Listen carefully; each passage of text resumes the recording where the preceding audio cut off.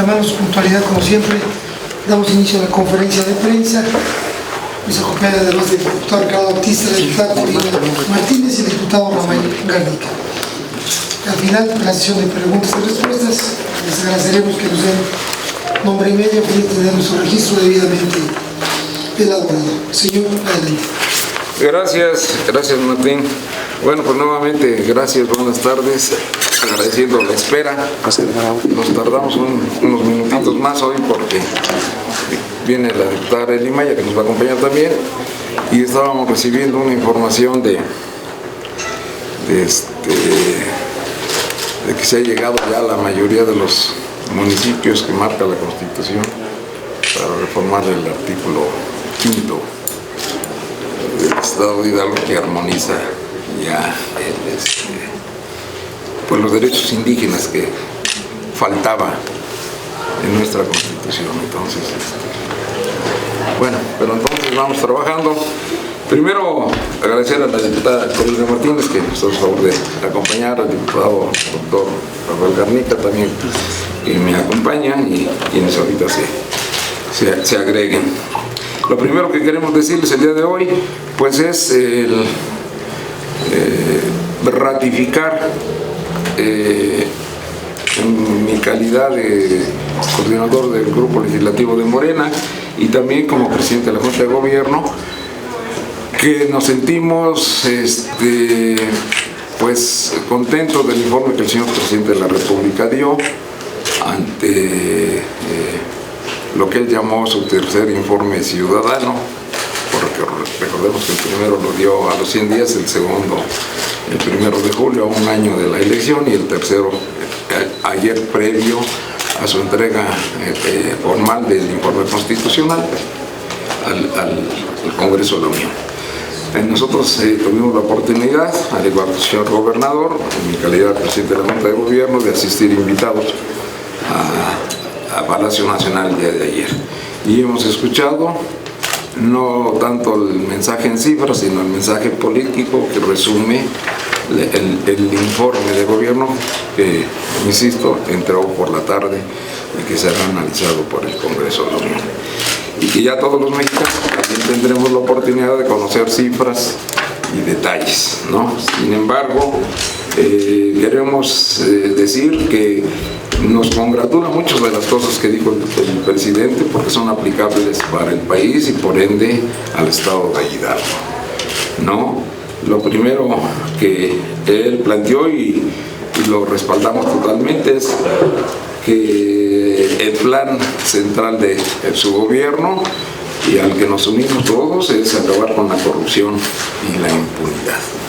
Eso es algo que aquí también en el estado es muy válido. También coincidimos con el presidente que al término de su gobierno en 2024 tengamos una sociedad mejor, ¿ya?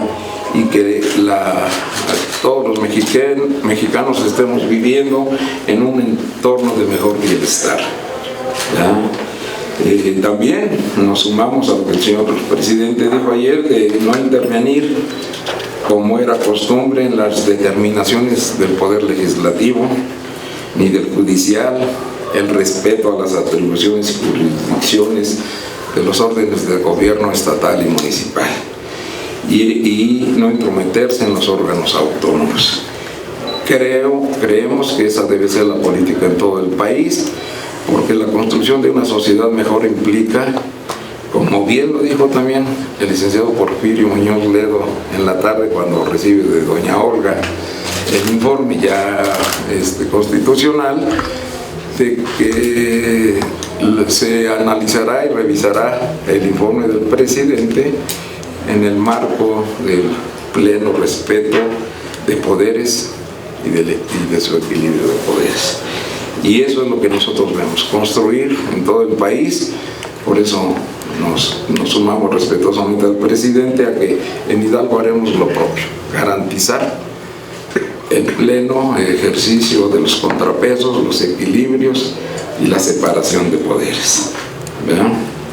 También coincidimos en transitar hacia una verdadera democracia en terminar con la vergonzosa tradición de fraudes electorales, que hoy es delito grave, y de impulsar elecciones limpias, libres y sin utilización de recursos públicos. A nosotros nos toca, a los 3 órdenes de gobierno, a los poderes del Estado de Hidalgo, garantizar eso, porque vendrán 3 elecciones que queremos que sean ejemplares, el 2020, 2021 y 2022. También nos sumamos a lo planteado por el presidente de fortalecer la economía popular, la visión del bienestar, y consideramos que la nueva política que está impulsando pues parte de mantener las finanzas públicas equilibradas, sanas y no deficitarias, que es lo que nosotros haremos también aquí en Hidalgo. Quiero hacer mención y de los diversos funcionarios que tuve la oportunidad de platicar ayer. Platiqué con el secretario de Hacienda, con Arturo Herrera, para plantearle un tema que ya le habíamos dicho de parte de los congresos locales, de la agenda que estamos construyendo, la red de congresos locales del país, y es revisar el paquete económico en lo federal, que él entregará, por cierto, plazo máximo el 8 de septiembre, y el papel de los congresos locales para, en función del paquete económico del gobierno federal, nosotros podamos ir en la misma línea. ¿Y a qué me refiero? De lo que le plantea él, hacer los esfuerzos de coordinación fiscal, hacer los esfuerzos de revisar la ley de coordinación fiscal, de los ejes de austeridad, racionalización del gasto, de incremento de los órdenes de gobierno en sus recaudaciones propias, en el buen uso de los recursos en base a indicadores, y que podamos armonizar también los paquetes económicos de los estados en base obviamente a nuestras realidades, pero con esos criterios de racionalidad, de austeridad, de mayor recaudación y de transparencia y rendición de cuentas. Quedamos que después del 8 haremos una reunión con el secretario Arturo Herrera, nuestro querido paisano, para instrumentar una política integral en todo lo que se coincida con los congresos estatales. También saludamos, ya para terminar este tema, la participación de la iniciativa privada. Los personajes que ahí estuvieron ayer garantizan la inversión nacional y la inversión extranjera para que el país pueda desarrollarse. Los 6 ejes que planteó el presidente, desde nuestro punto de vista, pues son razonables, tienen que ver con esta transformación que el país requiere, ¿no? Entonces, pues en cuanto a ese tema es lo que queremos comentarle, que damos todo nuestro respaldo al presidente de la República y que en el estado de Hidalgo haremos lo propio que corresponda a lo que nos toca, ¿verdad? Bueno, también pues queremos decirles que confirmarles lo que ya les comentamos el viernes. El día de mañana tendremos 2 sesiones de trabajo, el grupo legislativo de Morena. En la mañana tendremos nuestra reunión previa al inicio del primer periodo del segundo año legislativo para determinar la agenda legislativa a trabajar. Eso lo haremos en el curso de la mañana, y después de mediodía estaremos en el Consejo Estatal con los consejeros estatales del partido que nos llevó al poder aquí en el estado de Morena, para dar también nuestras cuentas legislativas y políticas de lo que ha hecho el grupo legislativo de Morena, y compartirles la agenda que se trabajará y aprobará los compañeros legisladores, ¿verdad? Del grupo legislativo de Morena. Entonces, esto es el día de mañana, y ya por la tarde pues les daremos la información a ustedes, a los medios de comunicación, que habremos avanzado en nuestra reunión previa del grupo y por la reunión con el Consejo Estatal de Morena. Ajá. Y finalmente, bueno, nos dicen que ya viene la diputada Arely Maya, que nos va a acompañar, pero lo que sí les quisiéramos también comentar es que nos están informando nuestra Roque. 43. Hemos llegado, nos están notificando que se ha cumplido el mínimo constitucional de la aprobación de los municipios respecto al 5 constitucional de armonizar la Constitución del Estado de Hidalgo para incluir los derechos indígenas en nuestra Constitución, que era un déficit desde hace tiempo, una obligación de recuperarles sus derechos, y esto a partir pues de la reforma al quinto constitucional. El día de hoy el municipio 42 que ha aprobado y nos ha remitido sus actas de cabildo es Tula de Allende, y hace unos momentos nos han informado de Juárez Hidalgo, que también ha hecho llegar aquí la aprobación de sus dictámenes y sus actas, donde ya están los municipios que han enviado la sanción al proyecto de decreto del artículo 5 de la Constitución Política del Estado de Hidalgo. Procederá, una vez que está cumplido el requisito constitucional, pues de enviarlo al Ejecutivo para que este sea publicado en el periódico oficial. O sea que finalmente hoy estamos también pues regresándole parte de esos derechos que estábamos en deuda con las comunidades indígenas, ¿no? Entonces, pues ese es el tema. Y si gustan, En esta parte pasamos a preguntas y respuestas en lo que llega Arely para que tratemos el tema que nos falta, si están de acuerdo. Buenas tardes. Buenas tardes. En la alcaldía de Hidalgo. El pasado jueves, ciudadanos se inconformaron ante el Tribunal Electoral porque, bueno, ellos argumentan que en el Congreso de Hidalgo no se incluyó una reforma que garantice los derechos de las personas con discapacidad. Entonces ellos impugnaron la reforma electoral, y en ese sentido queremos conocer su punto de vista. Sí, perdón. ¿Qué ciudadanos fueron? Fue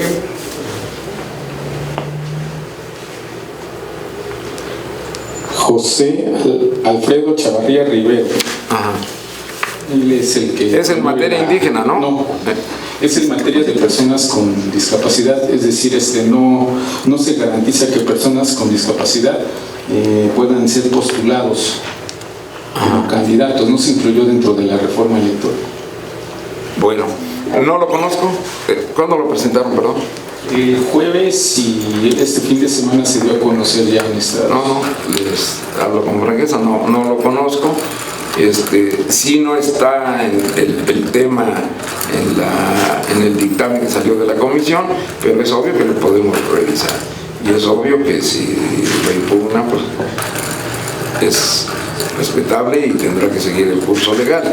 Pero no sé si era una de las propuestas que estaban o de los partidos o del instituto o de los ciudadanos. Entonces habría que revisarlo, pero evidentemente lo vamos a atender. ¿No se les olvidó incluir a las personas con discapacidad dentro de...? A ver, recuerden que la reforma electoral se construyó con la opinión de muchos. Desde los partidos políticos, el Foro Ciudadano, la consulta indígena, las propuestas que discutieron los propios diputados de las diferentes fracciones en la Comisión de Puntos Constitucionales. Yo no podía precisar, por eso no tengo por qué decir otra cosa. Si venía esa propuesta y si es un olvido, pues hay que revisarlo, ¿no? Pero evidentemente se va a atender, ¿no? Antonio, por favor. Hay Hernández del periódico Síntesis, señor, para preguntarles nada más si ya han tenido acercamientos o acercado el Ejecutivo del Estado para ver lo relacionado con el informe que tenemos entendido, bueno, pues tiene que presentarse este 5 de septiembre. No, hasta esta hora, las 12:41 de este día, 2 de septiembre, no hay ningún acercamiento. Yo quisiera entender que tendrán hoy que definir. Es en los usos y costumbres del sistema político mexicano. No sé si se vaya a respetar ahora, que si el presidente ayer marcó una pauta de mandar el informe y dar un mensaje por separado, pues pudiera ser indicativo para los demás gobiernos que tengan que presentar informe, como en el caso del Ejecutivo Omar Fayad. Entonces, en este momento no lo hay, pero nosotros seguimos pensando que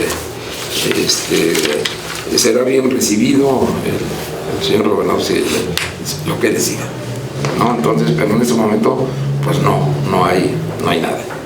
Lo que sí hay son espectaculares, perdón, con su permiso, señor presidente. Adelante. Lo que sí existen son espectaculares, de hecho, aquí, enfrente de nosotros ya hay uno, en donde el Ejecutivo está anunciando el que se va a dar por radio y televisión de Hidalgo. No tiene horario.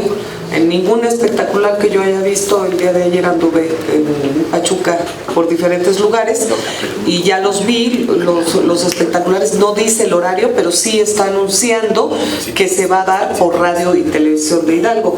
Entonces, eso sí lo sabemos porque pues es público, pero no lo sabemos vía oficial. Bueno, igual que nosotros, el gobierno del estado pues está en su derecho y en su etapa facultada para publicitar los logros de su tercer año de gestión, ¿no? No sabemos todavía los alcances, sí estamos viendo pues espectaculares y mandas por todos lados.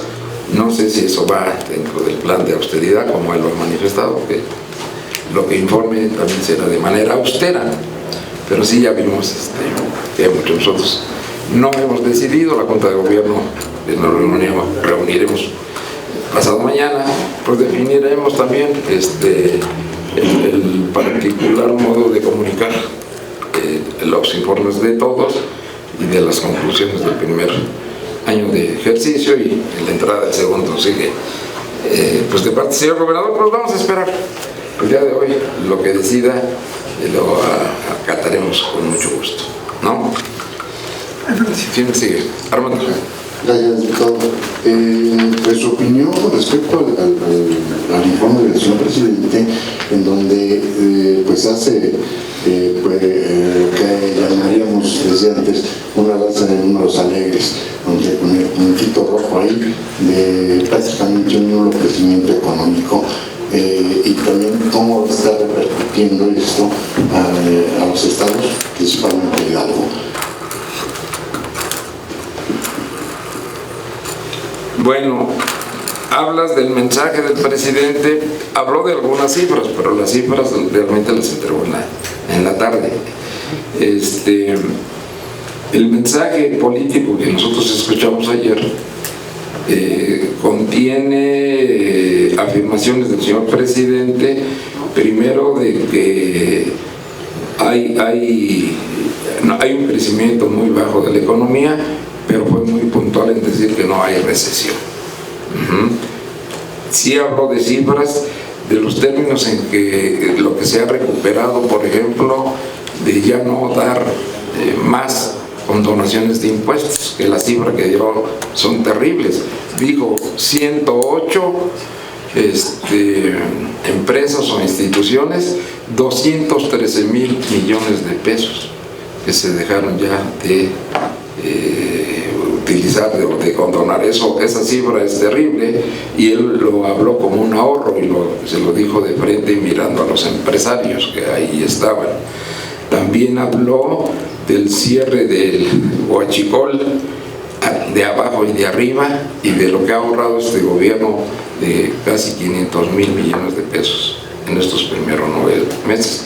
Esas son las cifras, parte de las cifras que se conocieron, reconociendo que el crecimiento económico no ha sido el esperado. Sin embargo, el cambio de paradigmas y de las políticas públicas de racionalizar el gasto, él fue muy claro en decir que hay superávit y que este año cerrará el gobierno federal en superávit. Ya conoceremos las cifras precisas. Lo más importante, la otra, el dispersar los recursos, pues lo fue enfático otra vez, directos, sin intervención de los gobiernos y sin intervención de organizaciones, directos a los que reciben los programas sociales. Entonces, él habló de finanzas sanas, de precio estable de las gasolinas, habló de las variables macroeconómicas que están firmes, pero también reconoció que el gran problema de la inseguridad. Es un capítulo en el que él reconoció eso, que no se ha cumplido en el problema de la inseguridad, por 1000 razones, pero no eludió reconocer pues, que eso no está resuelto. ¿Y la repercusión hacia los estados por esto bajo el crecimiento económico? Bueno, la repercusión a los estados no existe. A ver, si tú te refieres al traslado de recursos federales para estados y municipios, se han entregado íntegramente, la recaudación del gobierno federal no ha caído y las transferencias de los diferentes fondos están sucediendo como tal. ¿Qué es lo que no cayó a los estados? Pues, bienvenida, diputada. Como era antes de que los programas federales tenían recursos las delegaciones, hoy ya no las tienen. Entonces, no repercute porque los programas sociales, los programas federales, la infraestructura, todo está cayendo, pero de otro modo. Ya no a través de los gobiernos, ya no a través de las organizaciones. Entonces, el impacto en los estados, pues habría que medir lo que me estás preguntando, o que me precisaras en qué rubro de la economía o qué rubro de los recursos que caen al estado de Hidalgo estamos siendo afectados. Hay programas que cambiaron, pero eso no quiere decir que están excluidos de los recursos federales que vienen a los estados. En este momento no conocemos una cifra, pero las vamos investigando, pero en este momento no hay afectación. Señor. Pero sí habrá una diferentes porcentualizaciones en el presupuesto que se va a asignar. No, pues vamos a ver, no, es que no sé cómo lo estás planteando, pero te lo digo fácil. El presupuesto de egresos de la Federación 2019 está en curso y ningún estado ha recibido ningún recorte ni ninguna disminución de los recursos aprobados por la Cámara de Diputados Federal. Ahí no hay ni regateo ni retraso. Claro. Que se refiere a la diputada que en el caso de Hidalgo pues hubo un incremento de casi el 8% de sus recursos, pero se medirá pues, hasta el final hasta el 31 de diciembre. En este momento la Secretaría de Finanzas del Gobierno del Estado no ha manifestado retraso alguno o afectación de los recursos. En cuanto a los recursos locales, estatales, ha sido reconocido recientemente por la Secretaría de Finanzas, por la maestra Jessica Blancas, que hay también superávit en la recaudación, que la recaudación no ha caído. Por lo tanto, en este momento los municipios tampoco tienen, en este momento que sepamos nosotros, queja de que les hayan disminuido los recursos. ¿Qué es lo que no está en Hidalgo ejerciéndose a plenitud? Pues la obra pública.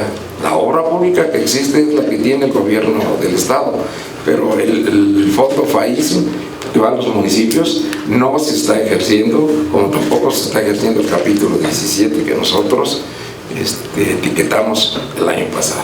Entonces, más bien esos son los pendientes que hay para ejercer recursos y que la economía crezca, pero de los recursos etiquetados por el Congreso de la Unión no hay afectación al estado de Hidalgo. De los de obras públicas y los FAIS, nada más para apreciar este tema, ¿cuánto es lo que ustedes detectaron del capítulo 17 que no se ha estado ejerciendo en este momento? Todo, los 750 millones del capítulo 17 no se están ejerciendo. ¿Sale? Maestra. Sí, yo quisiera agregar, por favor, sí, a pesar de que la maestra Jessica Blancas habla de una mayor recaudación, yo sí quiero aclarar que Hidalgo es uno de los estados que menos recauda. O sea, es real, ¿eh? O sea, otros estados, estamos en los últimos lugares de recaudación en este momento. O sea, en años anteriores y en este año. Más bien Hidalgo se tiene que poner las pilas para hacer una mejor recaudación. Por favor. Gracias, Ángeles Monsalvo de Radio Televisión de Hidalgo. Es solamente para saber cómo ahorita que están hablando ya de cuestiones de recursos, también el presidente en su mensaje daba a conocer, bueno, que aumentan sobre todo para rubros específicos como son los combate a la pobreza, la cuestión de salud. Entonces, ¿esto cómo estarán ustedes viendo que se aterrice en Hidalgo para subsanar las carencias que tenemos en cuestiones de estas acciones como salud, educación, pobreza y todo esto? Gracias.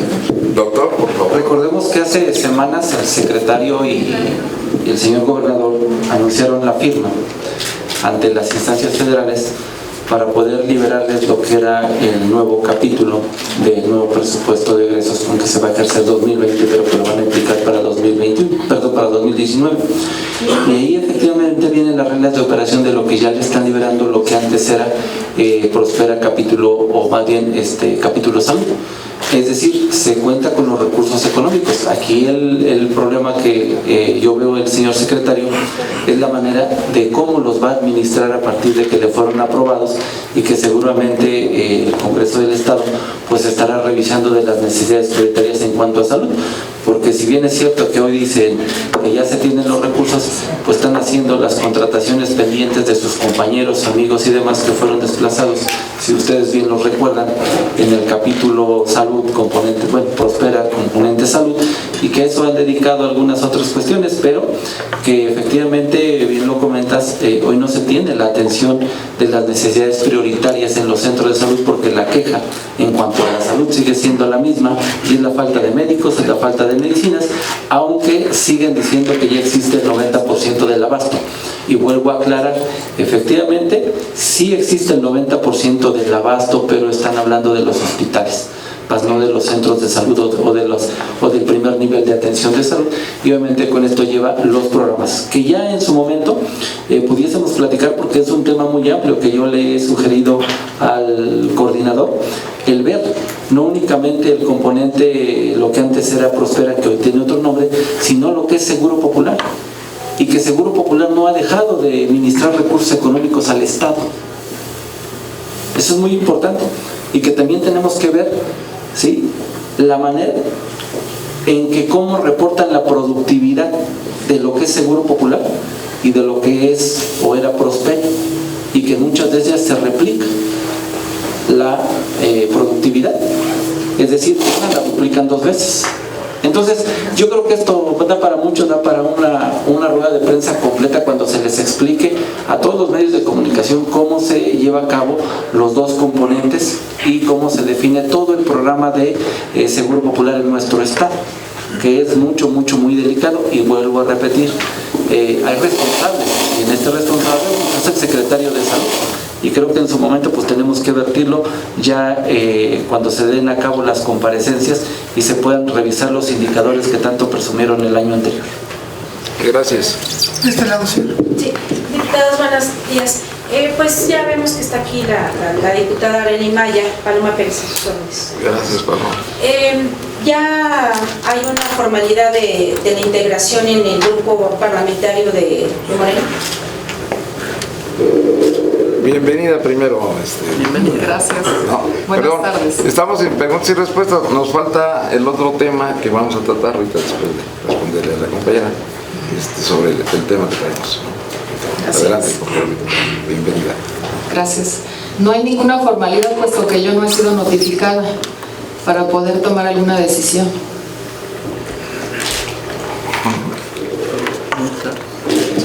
A pesar de que esto ya se había anunciado en el Consejo, ¿nadie le ha informado, diputada?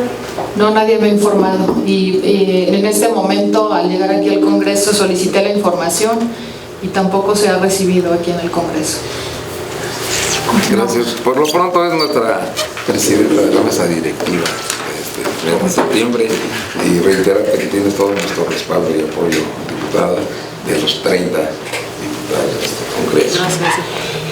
Bueno, queremos decir que, y por eso esperábamos también, que hoy ha sido ya publicada en el periódico oficial la derogación de delitos contra el honor. Y me gustaría pedirle a la diputada Arely Maya, que fue parte fundamental para derogar esta insensatez que se usaba perversamente aquí en el Estado, en el Código Penal.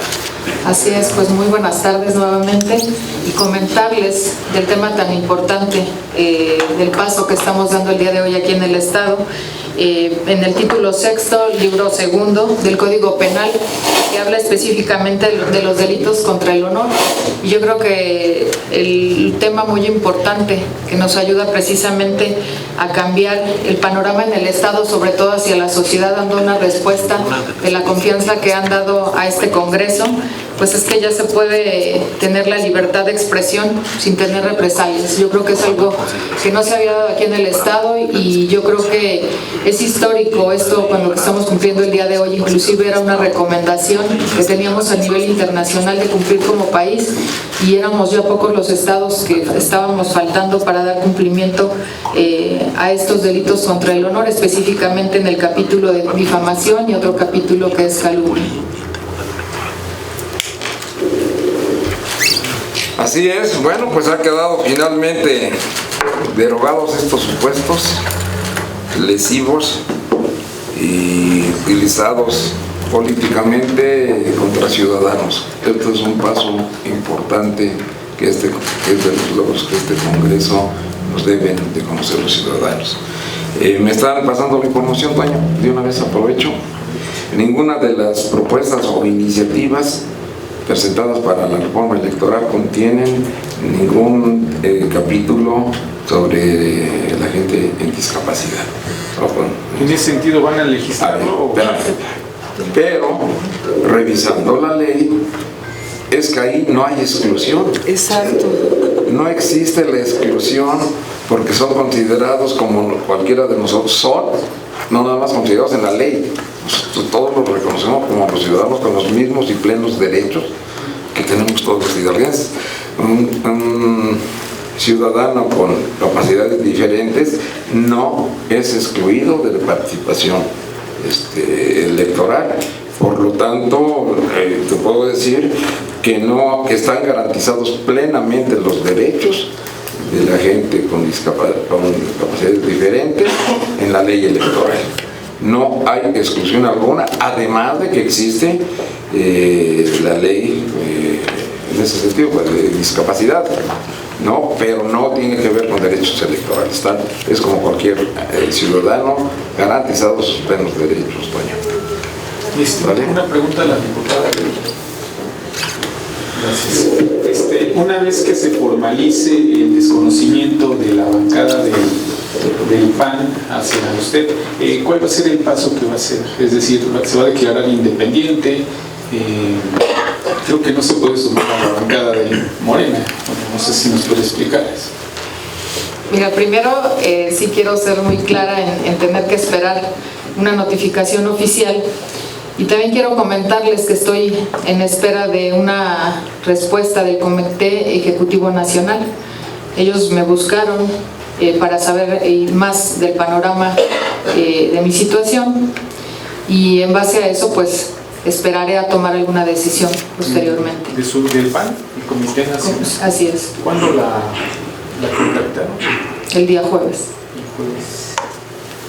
¿Usted se va a buscar su permanencia en el PAN, en la bancada? No, yo estaré respetando las decisiones del partido como lo he hecho hasta este momento y yo creo que lo más importante es seguir trabajando en favor de la ciudadanía y lo seguiré haciendo desde la postura en donde me encuentre. ¿Y con qué intención la buscó el Comité Nacional del PAN?